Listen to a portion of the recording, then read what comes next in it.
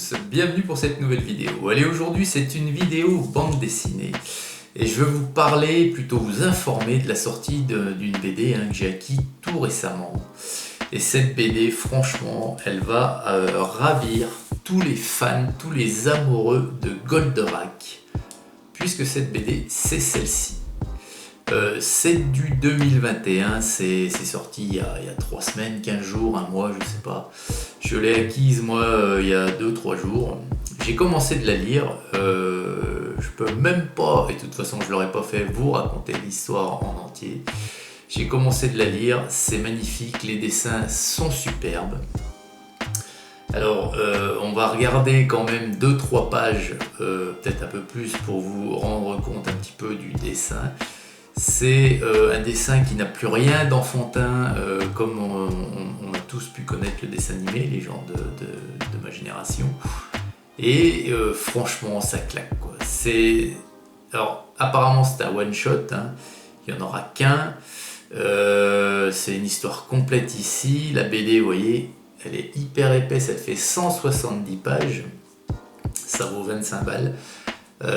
Mais tous les fans, franchement, vous ne pouvez louper cette sortie BD. Allez, on regarde quelques pages ensemble. Alors là voici cette superbe BD. Alors désolé, il y a un petit trait de lumière, en fait c'est le soleil de l'après-midi. Alors ça rend impeccable sur la couverture puisque ça éclaire bien le personnage central de la couverture qui est bien sûr Actarus ici, vous l'aurez reconnu. Et cette couverture, elle est superbe. Sincèrement, elle est magnifique. Alors, c'est aux éditions classiques. C'est d'après l'œuvre mythique, bien entendu, de Go Nagai. Et tous ces auteurs de BD que vous voyez ici, qu'ils soient scénaristes, dessinateurs ou coloristes, eh bien, ce sont tous des gens de ma génération, on les appelle les enfants de Goldorak, les enfants de Goldorak, puisque à l'époque, comme moi, comme vous, c'était des enfants devant leur écran de télévision. Il y a plus de 40 ans, Goldorak à la télé, et bien ici, je vais déjà vous montrer l'arrière. Regardez l'arrière, il est tout aussi sympathique. Voilà. Alors je vais vous lire le synopsis quand même, puisqu'on parle de Goldorak certes, mais pour vous situer l'action dans le temps. Alors la guerre entre les forces de Vega et Goldorak est un lointain souvenir, donc on est ici dans l'après Goldorak qu'on a connu nous en tant que spectateur du dessin animé, c'est-à-dire que là c'est de l'action vraiment inédite. Actarus et sa sœur seront partis sur Eau-Fort, tandis qu'Alcor et Vénusia tentent de mener une vie normale. Mais des confins de l'espace surgit le plus puissant des Golgoths, l'Hydragon. Alors que le monstre de l'ultime division ruine écrase les armées terriennes, les exigences des derniers représentants de Vega sidèrent la planète. Sous peine d'annihilation totale, tous les habitants du Japon ont 7 jours pour quitter leur pays et laisser les envahisseurs coloniser l'archipel. Face à cet ultimatum, il ne reste qu'un dernier espoir, Goldorak.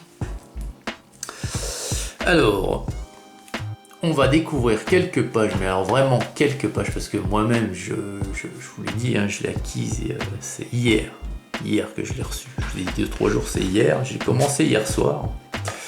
J'ai lu les 34 premières pages, et il y en a 170.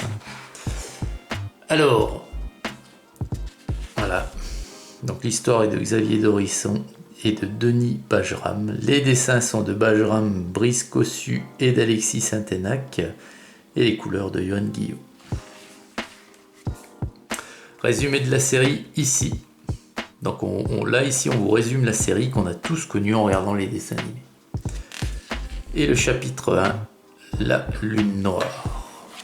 Et voilà, on attaque comme ça. Et je vous laisse découvrir donc les dessins. Vous voyez ici qu'ils n'ont plus rien d'enfantin. Mais alors plus rien du tout.